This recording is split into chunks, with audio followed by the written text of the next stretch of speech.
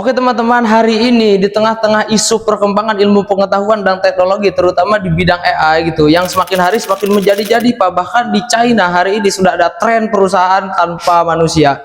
Artinya seluruh perusahaan didominasi oleh AI.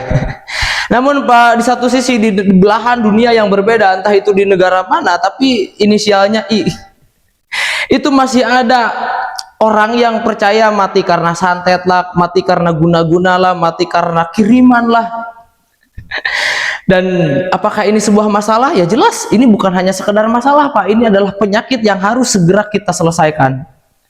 Makanya teman-teman, di video ini saya akan jelasin, saya akan bongkar kepada kalian semua bahwa santet, guna-guna, kiriman itu adalah sebuah kebohongan, baik dalam perspektif psikologis bahkan agama.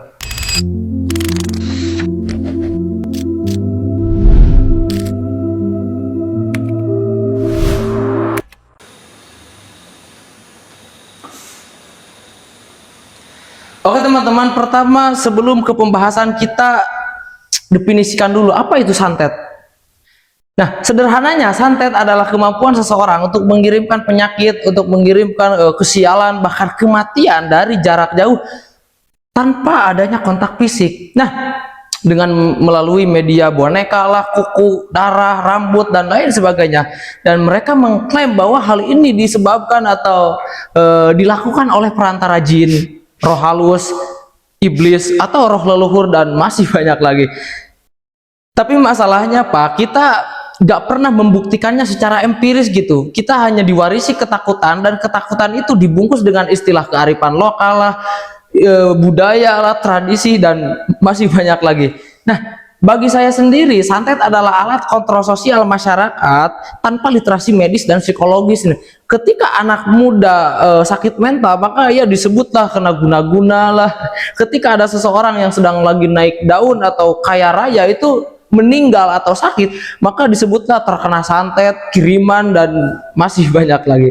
Nah, apakah ini masalah? Ya jelas ini adalah masalah Pak. Kenapa? Karena daripada membawa seseorang yang sakit ke medis, orang-orang seperti ini malah sering membawa orang-orang sakit ini ke paranormal, ke dukun, dan lain sebagainya.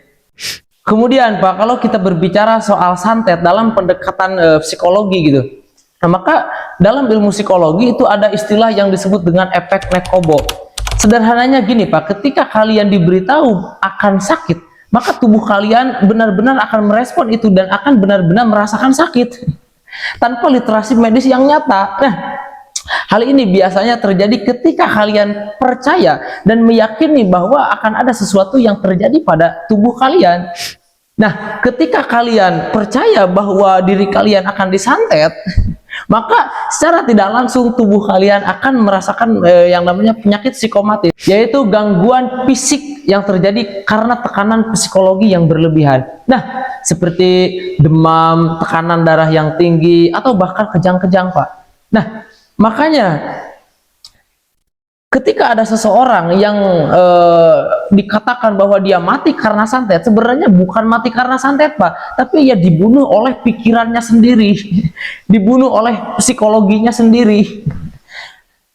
Makanya Pak, si para santeters ini, si dukun-dukun ini selalu menyerang psikologi korbannya dengan cara apa? Seperti menyimpan tanah-tanah kuburan lah, atau menyimpan simbol-simbol Arab yang gak jelas itu di gulungan-gulungan gitu kan, dan masih banyak lagi.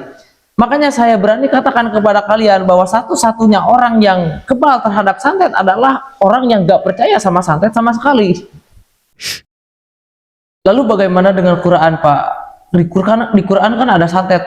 Jawabannya enggak Pak, gak ada di Quran yang namanya santet. Di Quran itu yang ada sihir. Tapi apakah sihir dan santet itu sama? Jawabannya berbeda Pak. Sihir itu gak pernah didesain untuk mencelakai seseorang atau membunuh seseorang, gak ada. Misalkan dalam pendekatan surat Toha ayat 66, ketika Nabi Musa memerintahkan kepada si Fir'aun, alku, lemparkan, maka faidah hiyaluhum wa isiyuhum, maka ketika si tali-tali Fir'aun, tongkat-tongkat si Fir'aun dilemparkan, itu yuhoyalu ilaihi min sihirihim, itu oleh Nabi Musa seolah-olah terlihat terbayang itu annahu tas'a, seolah-olah seperti merayap-rayap, seperti ular yang merayap-rayap, padahal enggak. Karena apa? Karena min sihrihim, pengaruh sihirnya si Fir'aun. Artinya dalam konteks ini Nabi Musa ini dibuat ilusi seolah-olah seperti ular, padahal enggak, padahal itu adalah tali tongkat si Fir'aun. Jadi enggak ada sihir di Quran. Kalau kita berbicara apakah di Quran ada santet, jawabannya enggak. Di Quran yang ada sihir, dan itu pun tidak bisa membunuh seseorang.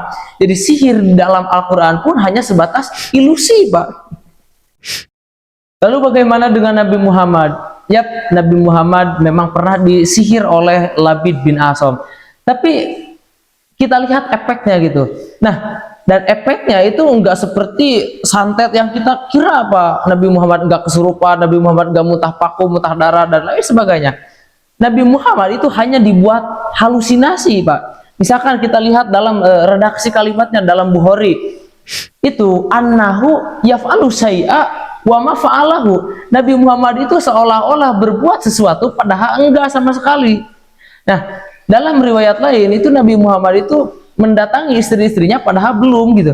Artinya dalam konteks ini pun efek sihir dari si Labid ini itu enggak semata-mata untuk mencidrai, Pak, akan tetapi halusinasi, yukhayyalu gitu. Lihat redaksi kalimatnya itu yukhayyalu, menghayal, dibuat halusinasi. Jadi gak ada Nabi Muhammad kejang-kejang, muntah paku, muntah darah dan lain sebagainya.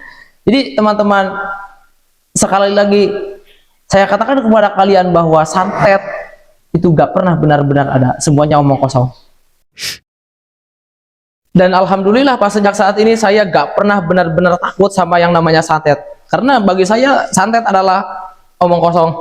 Makanya teman-teman, bagi kalian siapa saja yang merasa punya santet, kerabat kalian, bapak kalian, kakek kalian, siapa saja yang merasa punya santet, saya tantang kalian. Saya tantang kalian santet saya. Dan kalau saya benar-benar mati, kalau saya benar-benar sakit di waktu yang ditentukan, maka saya akan buat video klarifikasi, saya akan berhenti buat video, dan saya akan kasih kalian 1 juta rupiah.